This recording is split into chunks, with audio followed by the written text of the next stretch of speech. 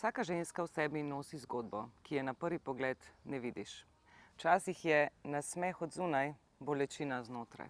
In ravno zato je nastala ženska klepetalnica. Zato, da se slišijo zgodbe žensk in da vemo vse, da v tem nismo same. Tudi sama sem se v eni fazi svojega življenja izgubila v vseh vlogah. Vloga mame, žene, vloga organizatorke, taksistke, ni da ni. Ampak nekaj sem pa ugotovila. Da v bistvu ženske si zares nismo tako različne, kot mislimo. Vsaka ima v sebi izredno moč. To je ena izmed stvari, na katere sem v svojem življenju bolj ponosna. In za štirimi stenami je stvar popolnoma drugačna. Čisto drugo, ja. Mislim, toliko žensk nas je, vedno si lahko pomagamo.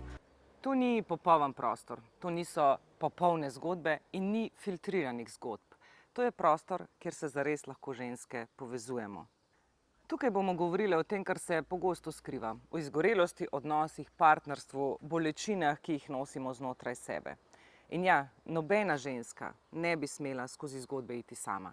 In če si se našla v tem opisu, potem si lahko del skupnosti tudi ti. Naroči se na kanal, če pa nas že spremljaš, pa se ti iskreno zahvaljujem, ker vem, da s tem, ko spremljaš in s tem, ko poveš svojo zgodbo, pomagaš drugim.